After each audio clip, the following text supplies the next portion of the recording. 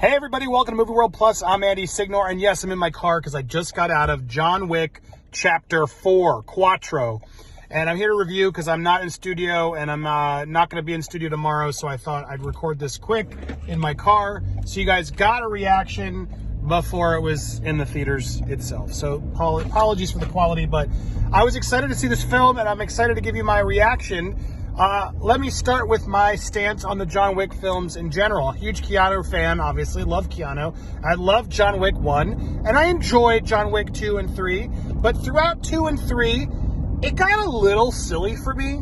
Like, 2 was fun, and then 3 just got more, and it was like more and more hidden agencies and people, and the Continental was badass. I love this idea of like the secret hotel where all assassins could go and they don't get in trouble and they can't hurt each other. But then when the Baudry, what was his name? The Laurence Fishburne comes out as the homeless guy, and they're all secret space. It got a little too much for me, to be perfectly honest.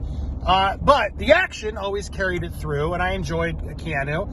And I thought it was a fun franchise. It was a fun action franchise to see Keanu just shoot his way through everybody. So Chapter 4 is another installment in the same sort of idea, but I appreciated it a little bit more, only in that it's not super complicated in all the secret organizations. It's sort of there, and there's it's a continuation from the previous one where now John is incommunicado, whatever, he's excommunicado, whatever the terms are. He's person non grata.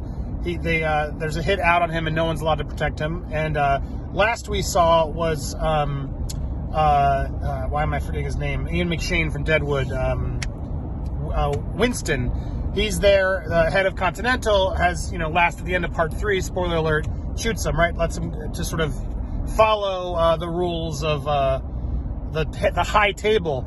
And so this one starts pretty quickly after that one where John's on the run. He's trying to find his friends. But now the Continental and Winston face some consequences themselves, which prompts the adventure that John goes on this time in an attempt to finally, get what he wants, is basically the plot. But do you really see these movies for the plot? That's the kind of problem I have here. Is the plot really that important? No, because you want to watch him mow down through a bunch of bad guys, and that he does. So overall, there's some really fun action sequences, without a doubt. Once they start getting going, it's great. The really long, hand-to-hand stuff where Keanu is just like, I don't know how they do it so well. Choreographed impeccably. 8711, I think, is the studio. I'm sorry if I'm spacing it wrong. Chad Stahelski does another great job, him and his team and his stunt team. Like, that's what this movie's about. However, the movie is like 2 hours and 50 minutes. It's way too long. Way too long. Now, I guess it's starting around 7:30. It's 10:30. I guess 10:25. It's too long. I love John Wick. I love these guys. But there are some bits when the movie's just, the action, I got desensitized. It became less exciting because it just, boom, boom, boom. All right, gotta shoot in the head. Boom, boom, boom, boom, shoot in the head. Now, there are some moments that do stand out. We were like, ooh, like some car hits, some car stuff. There's one sequence where he's there in like Paris and he's like spinning around these guys in a car that are there parked, and he's spinning around. I was getting dizzy. It was like at certain points it was like too much. So the movie goes from sequences that I really was enthralled by and was like, oh, there's, I had, I don't know, at least 5 to 10 like, oh, moments, which is what you want in a John Wick. You want to react to that visceral action that Keanu and John Wick are doing. But I have to say there were equal amounts of like, okay. Now, to be fair, through the action, I wasn't that bored. Like, I appreciate the length of the action. It's impressive. They're doing these sequences, these long fights, shots, and action scenes for long periods of time, which was impressive. But I'm talking about the other stuff. The other parts of this movie, you're just like, come on. There's like a scene where the audience did laugh, where one of the characters like walks through a museum, and you're going to notice it when you see it. You're going to go, oh, that was the one Andy was talking about. He's just walking through a museum. And he's still walking through the museum, and he's still walking through the museum, and they do it like a gag, like, but it's like, I don't need that. What? We don't need that gag right now. Like, can we get to the next kill scene? What are we doing here? That was the problem I had overall with the film. I wish it just had been a little tighter. some tightness to it would have brought a lot to it. And sadly, the film just is a little too long for its own good. That said, good characters. What's his name? Is it Donnie Yen? He's the guy who plays, he plays a blind man called Kane. And he's great. He's a great addition and a great foil, if you will. Once friend, forced to be foe of John Wick in the film. And it's good. But there's certain points where you're just like, does this make sense? There are parts in this where my honest trailer brain turned on. And it's just funny because I know these guys are fans of honest trailers and I'm a fan of them. And they were always talking about trying to make it, please us and please that sort of formula. And there are moments in this film you're like, come on, this doesn't make any sense. Why would you drop him off there when he needs to go do this whole thing? There's just like questions you're like, oh, well, just because we need to have some action scenes. And I can forgive that from time to time.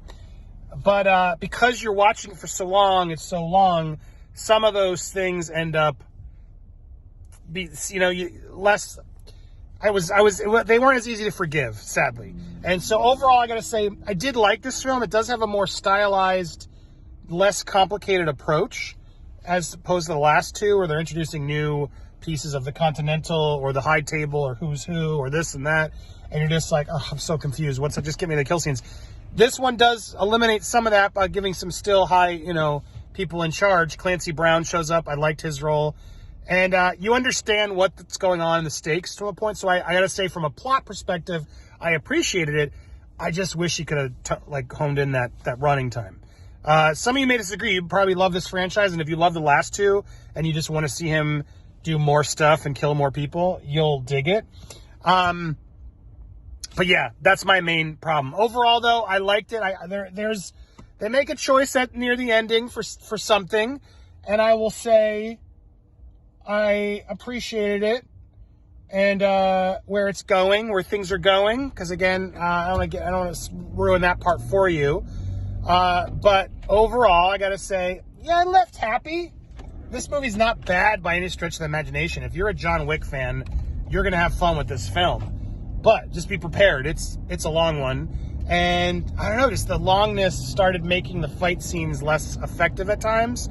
Whereas sometimes it worked. Like when they're doing a long, straight tracking shot and and it looks like Keanu's really doing those moves. You're like, damn, there's one part he grabs nunchucks. it's great. But certain people wearing helmets that you're like, he's shooting him in the helmet, but then he's got to shoot him under the helmet. And it's just takes a little longer at times where it's fun, but also I'm on the fence of did they overdo it? Did the slapstick sortness of the action become less effective because of its length? That's what I'm still debating in my out of the theater reaction review of John Wick Chapter 4. But overall, I got to say I liked it better than 2 and 3. So I'm going to say it's better, but the length really is a bummer. So it's better, but there's still something annoying. John Wick is still the best one. But this one definitely the most cinematic, epic. I just wish it was a little shorter. That's the best I can go. But what do you think? Are you guys excited to see it this weekend? It opens with Shazam. I'm not going to see Shazam. But are you going to see John Wick Chapter 4 or Shazam this weekend? Or are you not going to see either? I want to see you leaving comments down below. Make sure you subscribe if you haven't already to Movie World Plus. Usually I'm in my studio. You'll see some cute images. But today I just wanted to get this review out to you. So apologies for the quality, but peace to all you guys. And thank you so much for watching here on Movie World Plus. Sorry for my lighting. I'll be back in studio soon with more movie content for you here. Have an awesome one.